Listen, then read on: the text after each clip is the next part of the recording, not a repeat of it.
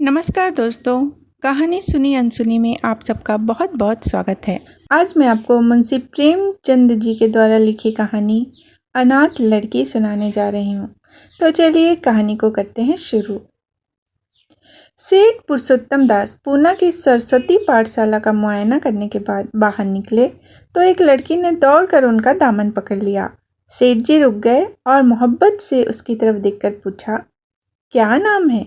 लड़की ने जवाब दिया, रोहिणी।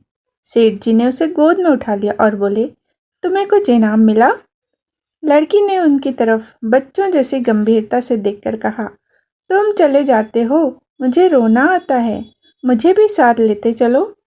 सेठ जी ने हंसकर कहा, मुझे बड़ी दूर जाना है, तुम कैसे चलोगी?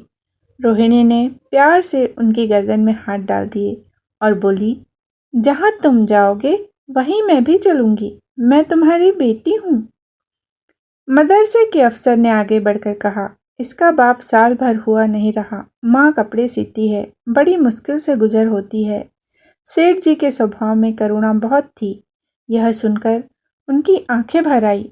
उस भोली प्रार्थना में वह दर्द था जो पत्थर से दिल को पिघला सकता है। बेकसी और यतीमी को इससे ज़्यादा दर्दनाक ढंग से जाहिर करना नामुमकिन था।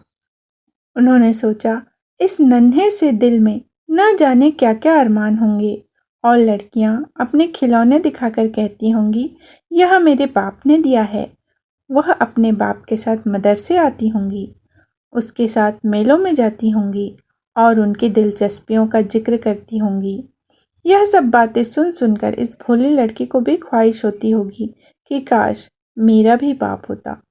माँ की मोहब्बत में गहराई और आत्मिकता होती है जिससे बच्चे समझ नहीं सकते। बाप की मोहब्बत में खुशी और चाव होता है जिसे बच्चे खूब समझते हैं। सेठ जी ने रोहिणी को प्यार से गले लगा लिया और बोले, अच्छा, मैं तुम्हें अपनी बेटी बनाऊंगा, लेकिन खूब जी लगाकर पढ़ना। अब छुट्टी का वक्त आ गया है, मेरे साथ आओ, तुम्हारे घर पहुंचा दूं। यह कहकर उन्होंने रोहिणी को अपनी मोटर कार में बिठा लिया। रोहिणी ने बड़े इत्मीनान और गर्व से अपनी सहेलियों की तरफ देखा। उसकी बड़ी बड़ी आंखें खुशी से चमक रही थी और चेहरा चांदनी रात सा खिला हुआ था। सेठ जी ने रोहिणी को बाजार की खूब सैर कराई और कुछ उसकी पसंद से कुछ अपनी पसंद से बहुत सी चीज़ें खरीदी। यहाँ तक कि रोहिणी बातें करते करते कुछ थक सी गई और खामोश हो गई। उसने इतनी चीज़ें देखी और इतनी बातें सुनी कि उसका जी भर गया।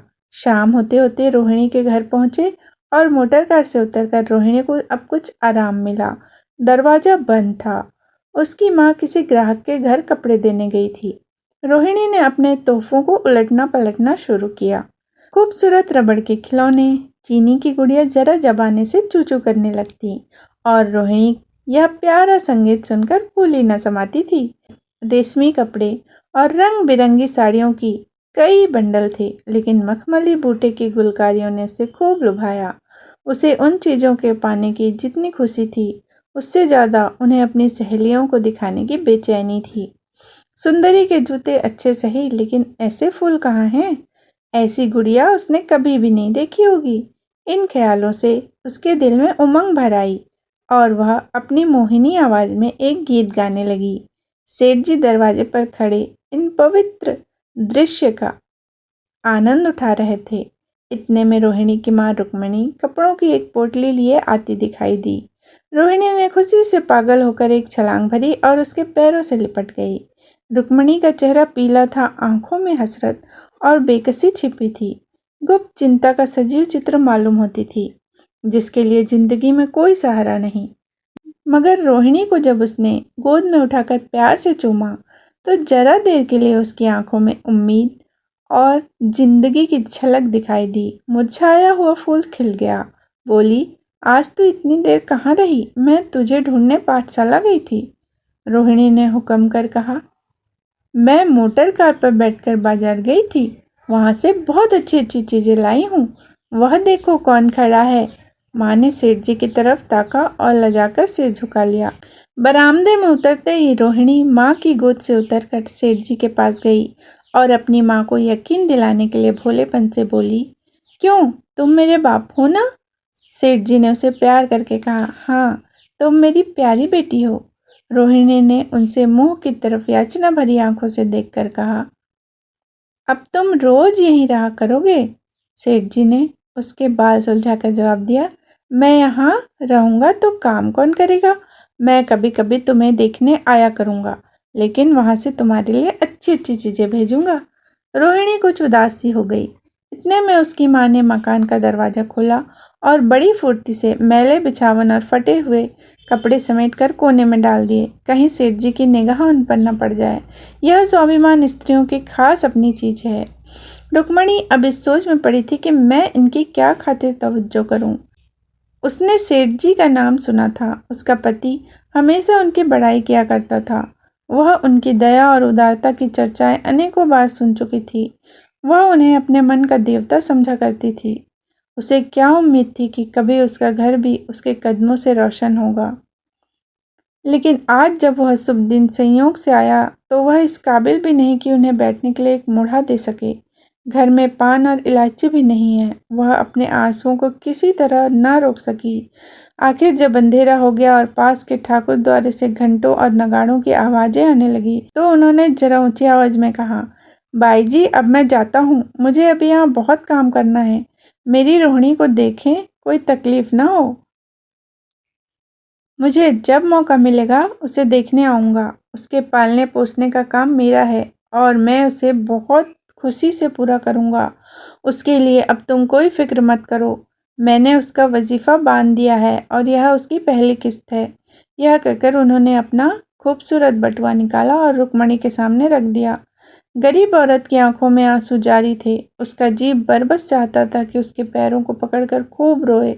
आज बहुत दिनों बाद एक सच्चे हमदर्द की आवाज़ उसके मन में आई थी। जब सेठ जी चले गए तो उसने दोनों हाथों से प्रणाम किया। उसके हृदय की गहराइयों से प्रार्थना निकली, आपने एक बेबस पर दया की है, ईश्वर आपको इसका बदला दे। दूसरे दिन रोहिणी पाठशाला गई तो उसकी बाकी सच धज आंखों में खूबी जाती थी। उस्तानियों ने उसे बारी बारी प्यार किया और उसकी सहेलियां उसकी एक एक चीज़ को आश्चर्य से देखती और ललचाती थी। अच्छे कपड़ों से कुछ स्वाभिमान का अनुभव होता है।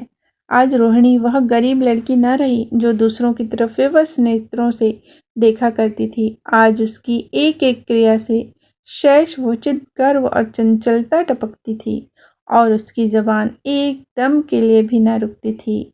कभी मोटर की तेजी का जिक्र था, कभी बाजार की दिलचस्पियों का बयान, कभी अपनी गुड़ियों के कुशल मंगल की चर्चा थी और कभी अपने बाप की मोहब्बत की दास्तान। दिल था कि उमंगों से भरा हुआ था। 1 महीने बाद सेठ पुरुषोत्तम दास ने रोहिणी के लिए फिर तोहफे और रुपए भेजे। बेचारी विधवा को उनकी कृपा से जीविका की चिंता से छुट्टी मिली। वह भी रोहिणी के साथ पाठशाला आती और दोनों माँ बेटियाँ एक ही दर्जे के साथ साथ पढ़ती। लेकिन रोहिणी का नंबर हमेशा माँ से अव्वल रहा। सेठ जी जब पूना की तरफ से निकलते तो रोहिणी को देखने जरूर आते और उनका आगमन उसकी प्रसन्नता और मनोरंजन के लिए महीनों का सामान इकट्ठा कर देता। इसी तरह कई साल गुजर गए और रोहिणी ने जवानी के सुहाने हरे भरे मैदान में पैर रखा, जबकि बचपन की भोली भाली अदाओं में एक खास मतलब और इरादों का दखल हो जाता है। रोहिणी अब आंतरिक और बाह्य सौंदर्य में अपनी पाठशाला की नाक थी। हाव भाव में आकर्षक गंभीरता, बातों में गीत सा खिंचाव और गीत का सा आत्मिक रस था। कपड़ों में रंगीन सादगी, आंखों में लाज संकोच, विचारों में पवित्रता। जवानी थी मगर घमंड और बनावट और चंचलता से मुक्त। उसमें एक एकाग्रता थी जो ऊंचे इरादों से पैदा होती है। स्त्रीयोचित उत्कर्ष की मंजिलें वह धीरे धीरे तय करती चली जाती थी। सेठ जी के बड़े बेटे नरोत्तम दास कई साल तक अमेरिका और जर्मनी की यूनिवर्सिटियों की खाक छानने के बाद इंजीनियरिंग विभाग में कमाल हासिल करके वापस आए थे। अमेरिका के सबसे प्रतिष्ठित कॉलेज में उन्होंने सम्मान का पद प्राप्त किया था।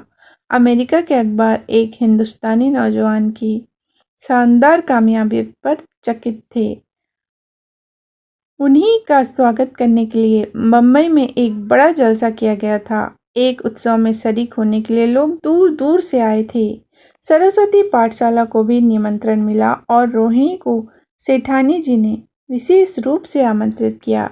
पाठशाला में हफ्तों तैयारियां हुई। रोहिणी को एक दम के लिए भी चैन न था। यह पहला मौका था। उसने अपने लिए बहुत अच्छे अच्छे कपड़े बनवाए।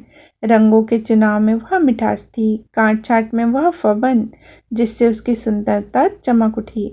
सेठानी कौशल्या देवी उसे लेने के लिए रेलवे स्टेशन पर मौजूद थी।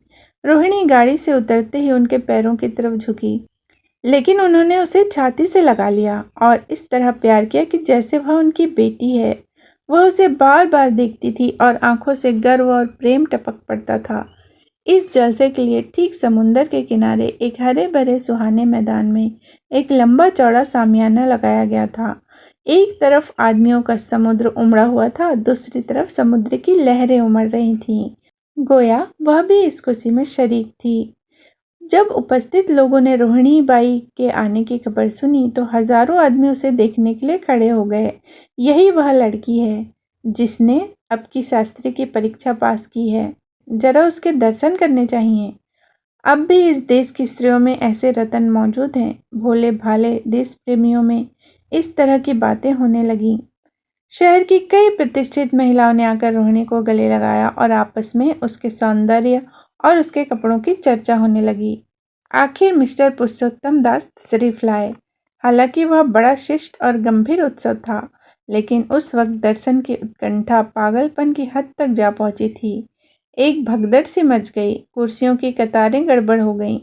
कोई कुर्सी पर खड़ा हुआ, कोई इसके हत्थों पर। कुछ मनचले लोगों ने शामियाने की रस्सियां पकड़ी और उन पर जा लटके। कई मिनट यही तूफान मचा रहा। कहीं कुर्सियां टूटी, कहीं कुर्सियां उल्टी। कोई किसी के ऊपर गिरा, कोई किसी के नीचे। ज़्यादा तेज लोगों में धौल धप्पा होने लगा। तब बीन की सुहानी आवाज़ें आने लगी। रोहिणी ने अपनी मंडली के साथ देश प्रेम में डूबा हुआ गीत शुरू किया। सारे उपस्थित लोग बिल्कुल शांत थे और उस समय वह सुरीला राग, उसकी कोमलता और स्वच्छता, उसकी प्रभावशीलता, मधुरता, उसकी उत्साह भरी वाणी दिलों पर वह नशा सा पैदा कर रही थी जिससे प्रेम की लहरें उठती हैं, जो दिल की बुराइयों को मिटाता है और उससे जिंदगी की हमेशा याद रहने वाली यादगारें पैदा हो जाती हैं। गीत बंद होने पर तारीफ की एक आवाज़ न आई, वहीं ताने कानों में अब तक गूंज रही थी। गाने के बाद विभिन्न संस्थाओं की तरफ से अभिनंदन पेश हुए और तब नरोत्तम दास लोगों को धन्यवाद देने के लिए खड़े हुए, लेकिन उनके भाषण से लोगों को थोड़ी निराशा हुई। यूं दोस्तों की मंडली में उनकी वक्तव्यता के आवेग और प्रवाह की कोई सीमा न थी, लेकिन सार्वजनिक सभा के सामने खड़े होते ही शब्द और विचार दोनों ही उनसे बेवफाई कर जाते थे। उन्होंने बड़ी बड़ी मुश्किल से धन्यवाद के कुछ शब्द कहे और तब अपनी योग्यता की लज्जित स्वीकृति के साथ अपनी जगह पर आ बैठे। कितने ही लोग उनकी योग्यता पर ज्ञानियों की तरह सिर हिलाने लगे। अब जलसा खत्म होने का वक्त आया। वह रेशमी हार जो सरस्वती पाठशाला की ओर से भेजा गया था, मेज पर रखा हुआ था। उसे हीरो के गले में कौन डाले? प्रेसिडेंट ने महिलाओं की पंक्ति की ओर नजर दौड़ाई। चुनने वाली आंख रोहिणी पर पड़ी और ठहर गई। उसकी छाती धड़कने लगी, लेकिन उत्सव के सभापति के आदेश का पालन आवश्यक था। वह सर झुकाए मेज के पास आई और कांपते हाथों से हार को उठा लिया। एक क्षण के लिए दोनों की आंखें मिली और रोहिणी ने नरोत्तम दास के गले में हार डाल दिया। दूसरे दिन सरस्वती पाठशाला के मेहमान विदा हुए, लेकिन कौशल्या देवी ने रोहिणी को न जाने दिया। बोली, अभी तुम्हें देखने से जी नहीं भरा। तुम्हें यहाँ एक हफ्ता रहना होगा। आखिर मैं भी तो तुम्हारी माँ हूँ। एक माँ से इतना प्यार और दूसरी माँ से इतना अलगाव। रोहिणी कुछ जवाब न दे सकी। एक सारा हफ्ता कौशल्या देवी ने उसकी विदाई की तैयारियों में खर्च किया। 7वें दिन उसे विदा करने के लिए स्टेशन तक आई। चलते वक्त उससे गले मिली और बहुत कोशिश करने पर भी आंसुओं को न रोक सकी। नरोत्तम दास भी आए थे। उनका चेहरा उदास था। कौशल्या ने उनकी तरफ सहानुभूतिपूर्ण आंखों से देखकर कहा, मुझे तो यह ख्याल ही न रहा। रोहिणी क्या यहाँ से पूना तक अकेली जाएगी? क्या हर्ज है कि तुम ही चले जाओ, शाम की गाड़ी से लौट आना। नरोत्तम दास के चेहरे पर खुशी की लहर दौड़ गई, जो इन शब्दों में न छिप सकी। अच्छा, मैं ही चला जाऊंगा। वह इस फिक्र में थे, देखें विदाई की बातचीत का मौका भी मिलता है या नहीं। अब वह खूब जी भरकर अपना दर्द दिल सुनाएंगे और मुमकिन हुआ तो उस लाज संकोच को जो उदासीनता के पर्दे में छिपी हुई है मिटा देंगे। रुक्मणी को अब रोहिणी की शादी की फिक्र पैदा हुई। पड़ोस की औरतों में इसकी चर्चा होने लगी थी। लड़की इतनी सयानी हो गई है, अब क्या बुढ़ापे में ब्याह होगा। कई जगह से बात आई, इसमें कुछ बड़े प्रतिष्ठित घराने थे, लेकिन जब रुक्मणी उन पैमानों को सेठ जी के पास भेजती तो वह यही जवाब देते, मैं खुद फिक्र में हूँ। रुक्मणी को उनकी यह टाल मटोल बुरी मालूम होती थी। रोहिणी को बम्बई से लौटे महीना भर हो चुका था, पर एक दिन वह पाठशाला से लौटी तो अम्मा की चारपाई पर एक खत पड़ा हुआ मिला। रोहिणी पढ़ने लगी। लिखा था, बहन, जब से मैंने तुम्हारी लड़की को बम्बई में देखा है मैं उस पर रिझ गई हूँ। अब उसके बगैर मुझे चैन नहीं। क्या मेरा ऐसा भाग्य होगा कि वह मेरी बहू बन सके। मैं गरीब हूँ, लेकिन मैंने सेठ जी को राजी कर लिया है। तुम भी मेरी यह विनती कबूल करो। मैं तुम्हारी लड़की को चाहे फूलों की सेज पर न सुला सकूं, लेकिन इस घर का एक आदमी उसे आंखों की पुतली बनाकर रखेगा, वह मेरा लड़का। माँ के मुंह से लड़के का बखान कुछ अच्छा नहीं मालूम होता, लेकिन यह कह सकती हूँ कि परमात्मा ने यह जोड़ी अपनी हाथों से बनाई है। सूरत में, स्वभाव में, विद्या में, हर दृष्टि से वह रोहिणी के योग्य है। तुम जैसे चाहे अपना इत्मीनान कर सकती हो।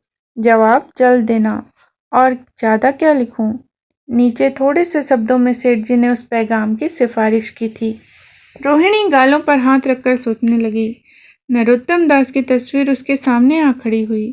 उनकी वह प्रेम की बातें जिनका सिलसिला बम्बई से पूना तक नहीं टूटा था, कानों में गूंजने लगी। उसने एक ठंडी सांस ली और उदास होकर चारपाई पर लेट गई। सरस्वती पाठशाला में एक बार फिर सजावट और सफाई के दृश्य दिखाई दे रहे हैं। आज रोहिणी की शादी का शुभ दिन, शाम का वक्त, बसंत का सुहाना मौसम। पाठशाला के दरों दीवार मुस्कुरा रहे हैं और हरा भरा बगीचा फूला नहीं समाता। चंद्रमा अपनी बारात लेकर पूरब की तरफ से निकला। उसी वक्त मंगलाचरण का सुहाना राग उस रूपली चांदनी और हल्के हल्के हवा के झोंकों में लहरें मारने लगा। दूल्हा आया। उसे देखते ही लोग हैरत में आ गए। यह नरोत्तम दास थे। दूल्हा मंडप के नीचे गया। रोहिणी की माँ अपने को रोक न सकी। उसी वक्त जाकर सेठ जी के पैर पर गिर पड़ी। रोहिणी की आंखों से प्रेम और आनंद के आंसू बहने लगे। मंडप के नीचे हवन कुंड बना था। हवन शुरू हुआ। खुशबू की लपेटें हवा में उठी और सारा मैदान महक गया। लोगों के दिलो दिमाग में ताजगी की उमंग पैदा हुई। फिर संस्कार की बारी आई। दूल्हा और दुल्हन ने आपस में हमदर्दी, जिम्मेदारी और वफादारी के पवित्र शब्द अपनी जबानों से कहे। विवाह की यह मुबारक जंजीर गले में पड़ी, जिसमें वजन है, सख्ती है, पाबंदियां हैं, लेकिन वजन के साथ सुख और पाबंदियों के साथ विश्वास है। दोनों दिलों में उस वक्त एक नई बलवान आत्मिक शक्ति की अनुभूति हो रही थी। जब शादी की रस्में खत्म हो गईं, तो नाच गाने की मजलिस का दौर आया। मोहक गीत गूंजने लगे। सेठ जी थककर चूर हो गए थे। जरा दम लेने के लिए बगीचे में जाकर एक बेंच पर बैठ गए। ठंडी ठंडी हवा आ रही थी। एक नशा सा पैदा करने वाली शांति चारों ओर छाई हुई थी। उस वक्त रोहिणी उनके पास आई और उनके पैरों से लिपट गई। सेठ जी ने उसे उठाकर गले लगा लिया और हंसकर बोले, क्यों, अब तो तुम मेरी अपनी बेटी हो गई। दोस्तों, अभी आप सुन रहे थे मुंशी प्रेमचंद जी की कहानी अनाथ लड़की। उम्मीद है आपको कहानी पसंद आई होगी। इसी तरह की और भी अच्छी अच्छी कहानियाँ सुनने के लिए मेरे चैनल को सब्सक्राइब ज़रूर कीजिएगा। फिर मिलते हैं दोस्तों एक नई कहानी के साथ। तब तक के लिए नमस्कार। जय भारत, जय हिंद।